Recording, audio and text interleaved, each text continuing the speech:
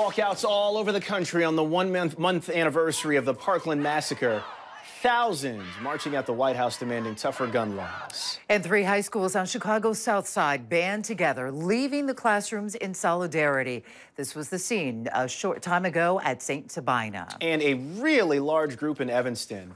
Student organizers handed out lists with legislators' names and numbers on it. Students all told to start making calls by the end of the day today. And most of the walkouts lasted for 17 minutes. That's 1 minute for each person who was killed at Stoneman Douglas High School. Yeah.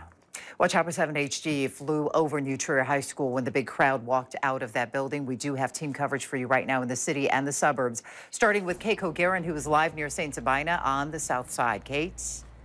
Well, Judy and Terrell, the walkout here ended just a few moments ago. Students are walking back to class as we speak. But the majority of people we heard from today were the young people, were students. They were talking about their stories, their frustrations with city, state, and national leaders demanding that they take action now. Hundreds of students from St. Sabina, Leo High School, and Perspectives Charter took part in the nationwide school walkout, calling on Congress to take immediate action to end gun violence. I think it's a turning point of saying there's a new day in America where young people are saying we're enough. We're not going to sit down. We're not going to be quiet. We're the ones being killed, and we're going to stand up and shout. Joined by former Secretary of Education Arnie Duncan and Father Michael Flager, students from the 3 schools marched to Renaissance Park in solidarity with the more than 3,000 schools across the country taking part in this mass protest. I think a lot of our young people are saying that adults failed us. Adults have not done what they need to do, and the kids are the ones suffering. They're the victims of this. 17 minutes of the walkout were dedicated to each of the victims in the Florida school shooting. But these Chicago schools added 3 more minutes to the program. 1 minute to honor Commander Paul Bauer, 2 minutes for those killed by gun violence in Chicago. The walkout ended with a balloon release. The nationwide demonstrations have gotten mixed responses from school administrators and from politicians. The Chicago Republican Party is now threatening a lawsuit accusing CPS principals of forcing students to participate. The Republican Party, any adults anywhere that are trying to get in the way of what's going on with our young people, you better be prepared for the wrath of our young people. They are not turning their backs. They are not bowing down. They're not walking away. Yesterday, the head of CPS offered this assurance. We will not enact any disciplinary measures. We think it's critically important that student voice is heard at this crucial point in our history as a nation.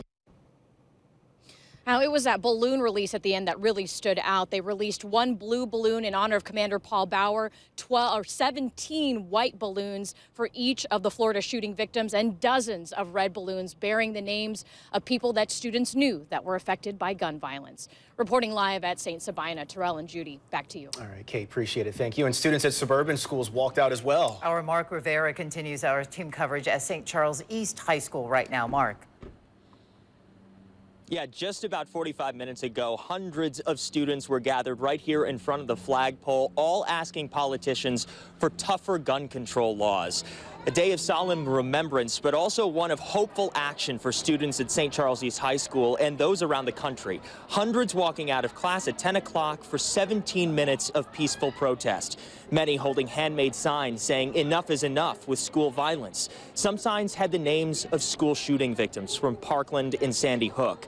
These students are honoring and remembering those 17 killed at Stoneman Douglas High School. They are calling for action from Congress on gun control, strength in numbers, a show of force to call for those stricter gun laws. I'm here because I'm protesting the shootings, and I don't think that it should ever, ever, ever happen. It's a terrible thing. It's very, very sad. And we've had a few students of our own who have passed away from shootings, and it's horrific. School should be a place where every kid feels safe, and it's not anymore. So students returned to the class right after the protest was over, and administrators are not taking a side in this, but they do say that this is a really important lesson, an opportunity for kids to learn about civic engagement and nonviolent protest.